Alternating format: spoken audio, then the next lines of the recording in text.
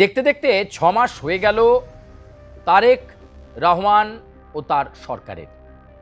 বাংলাদেশের এই সরকারকে এবং ব্যক্তিগতভাবে প্রধানমন্ত্রী হিসাবে তারেক রহমানকে কেমনভাবে নিচ্ছেন সাধারণ মানুষ, সম্প্রতি বাংলাদেশে হয়ে যাওয়া একটি জরিপ বা একটি সমীক্ষার ফল ধরেই আজকে আমাদের এই বিশ্লেষণ বা এই প্রতিবেদন একথা বলতে পারেন। ডপলার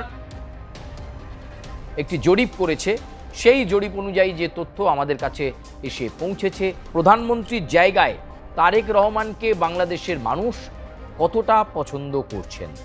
এবং এই জরিপের যে সমীক্ষা, যে রিপোর্ট, তাতে দেখা যাচ্ছে প্রায় ৬৬% মানুষ, দেশের মোট জনসংখ্যার প্রায় ৬৬% মানুষ প্রধানমন্ত্রী হিসাবে তারেক রহমানকে পছন্দ করছেন এখনো পর্যন্ত। তবে সরকার নিয়ে মানুষের প্রতিক্রিয়া কি? যেভাবে তারেক রহমানকে ৬৬% মানুষ পছন্দ করছেন, কিন্তু সরকার নিয়ে প্রতিক্রিয়াটা কিন্তু অন্যরকম।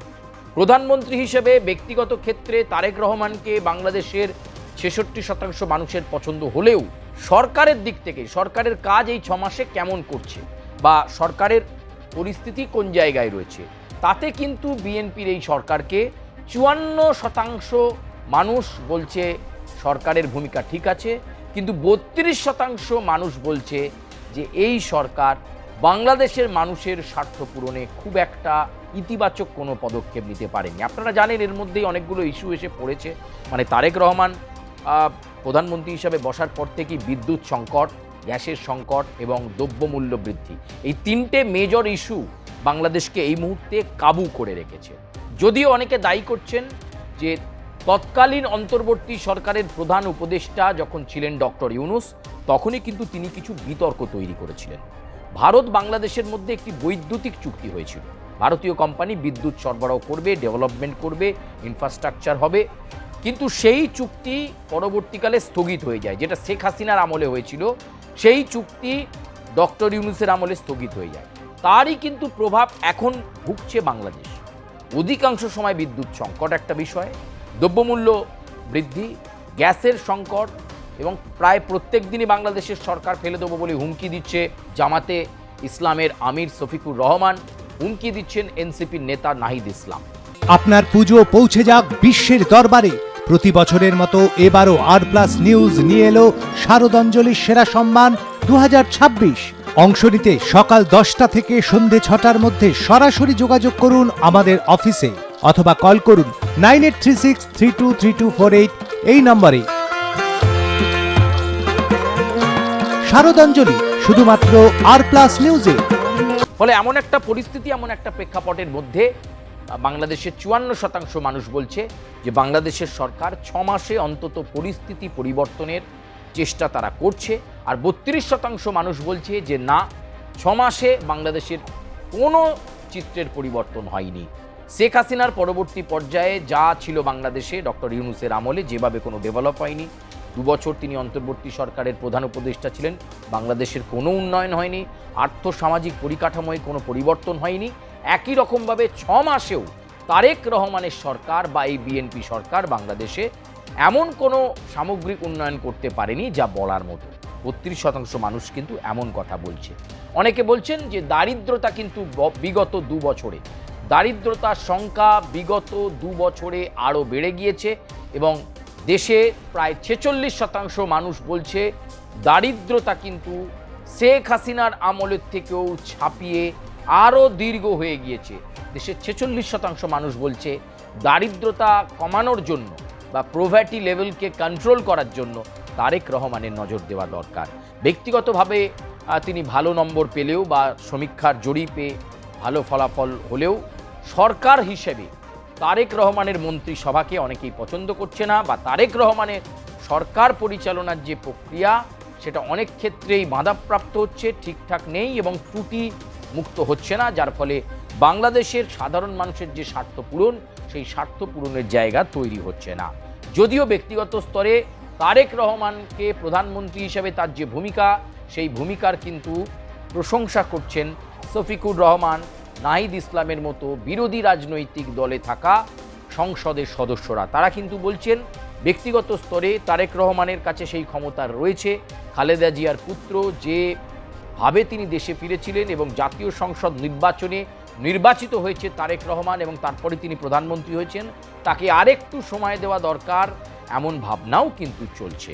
কিন্তু ব্যক্তিগত স্তরে আবার বলবো, সেই ইমেজে অনেকটা এগিয়ে রয়েছেন তারেক রহমান, কিন্তু সরকারি ক্ষেত্রে কেন ব্যর্থতা হচ্ছে? তাহলে কি মন্ত্রিসভায়, বাংলাদেশে মন্ত্রিসভাতে রদবদলের প্রয়োজন রয়েছে? সেই রদবদল কি তারেক রহমান ঘটাবেন? সমাজ তো হয়ে গেল বাংলাদেশের নতুন সরকারের বা নির্বাচিত সরকারের।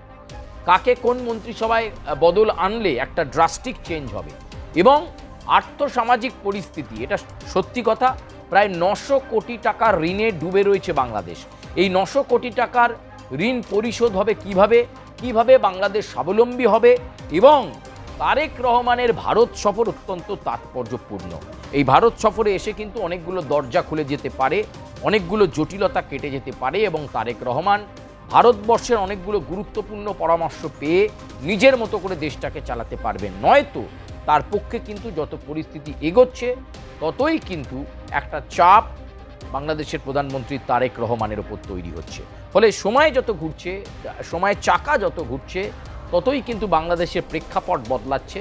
তবে এই যে সাম্প্রতিকতম সময়ের সমীক্ষা, যে সমীক্ষা বলছে প্রধানমন্ত্রী হিসাবে 66%, দেশের 66% মানুষ তারেক রহমানকে পছন্দ করছেন। আর সরকার হিসেবে এই সরকারটাকে, বাংলাদেশের এই নির্বাচিত সরকারটাকে পছন্দ করছে 54% মানুষ। আর বিপক্ষে রয়েছেন 32% মানুষ, যারা বলছেন কোনো পরিবর্তন হয়নি, ডক্টর ইউনূসের আমলে যা ছিল এই বাংলাদেশের নির্বাচিত সরকারও তাই রয়েছে, বাংলাদেশের কোনো উন্নতি হয়নি।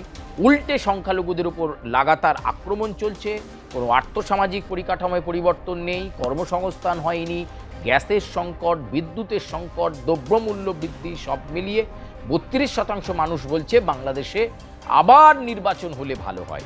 ফলে এরকম একটা প্রেক্ষাপট, এই জরিপ ইতিমধ্যেই তারেক রহমানের কাছেও পৌঁছেছে যে মানুষ কিভাবে ভাবছেন এবং বাংলাদেশের মানুষের যে আশা, যে প্রত্যাশা, সেটাকে গুরুত্ব দিয়ে এবার হয়তো ভাবনা শুরু করবেন তারেক রহমান, এ কথা বলা যেতেই পারে। তবে এই মুহূর্তের প্রেক্ষাপটে কি রে, তোর বেশ র্যাশ হয়েছে দেখছি। হ্যাঁ রে, কি করবো বলতো, র্যাশগুলো কিছুতেই কমছে না। অনেক কিছু ইউজ করলাম তবুও কমছে না। তুই এম্বার গৌরীদেবী হসপিটালসে দেখাতে পারিস, ওখানে ভালো এক্সপিরিয়েন্স ডার্মাটোলজিস্ট আছে। গৌরী দেবী হসপিটাল, রাজবাঁধ, দুর্গাপুর।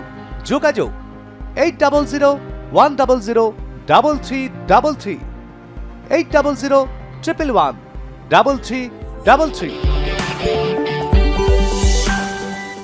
তারেক রহমানকে আরও স্বাবলম্বী, আরও বিচক্ষণ হতে হবে এবং অক্টোবরের যে বাংলাদেশ থেকে তিনি আসবেন ভারতবর্ষে, সেই সফরের জন্য, ভারতবর্ষ সফরের জন্য তারেক রহমানকে আরও অনেকটা প্রস্তুত করতে হবে। কারণ অনেকগুলো বাইপার্টাইট মিটিং তাকে সম্মুখীন হতে হবে এবং এই দ্বিপাক্ষিক বৈঠকগুলো থেকে তিস্তা জলবন্টন চুক্তি, তা নিয়ে সমস্যার জট কাটতে পারে। এছাড়াও বৈদ্যুতিক ক্ষেত্রে যে বিতর্ক তৈরি হয়েছে, তাতে ভারতীয় কোম্পানিকে কিছু বকেয়া দিলেই তারা সার্ভিস ভালোভাবে দিতে পারে, যাতে বাংলাদেশের যে সংকট, যে বিদ্যুৎ সংকট, ভারতীয় বিদ্যুৎ কোম্পানির সহযোগিতায় সেই সংকট কেটে যেতে পারে। ফলে সেই সংকট কাটাতে হলে সশরীরে এসে বৈঠক করতে হবে। আলোচনার টেবিলে অনেক কিছুই সম্ভব এবং তারেক রহমানকে অক্টোবরে ভারত সফরে এসে অনেক বেশি স্বাবলম্বী, অনেক বেশি গুরুত্বপূর্ণ হতে হবে। নচেত তার পক্ষে এই সরকার আগামী দিনে টিকিয়ে রাখা অত্যন্ত কঠিন হবে বলেই মনে করছে ভূ রাজনৈতিক অনেক বিশ্লেষকরা। এবং তারা মনে করছেন তারেক রহমান যদি আর প্রধানমন্ত্রী না থাকতে পারেন, তাহলে কিন্তু আবার বাংলাদেশে একটা হুলুস্থুলুস, একটা কঠিন পরিস্থিতি, একটা রাজনৈতিক অস্থিরতা, সেই রাজনৈতিক অস্থিরতা কিন্তু বাংলাদেশে তৈরি হয়ে যাবে। প্রিয় দর্শক, আজকের এই প্রতিবেদন আপনাদের কেমন লাগলো আপনারা অবশ্যই মন্তব্য করবেন, লাইক করবেন, সাবস্ক্রাইব করবেন, বেল আইকনে প্রেস করতে ভুলবেন না এবং আপনারা আপনাদের সুচিন্তিত মতামত আমাদের কমেন্ট বক্সে জানাবেন। আমরা চেষ্টা করব আপনাদেরকে আরও সুস্পষ্ট তথ্য যাতে তুলে ধরা যায় বাংলাদেশ সংক্রান্ত বিষয়।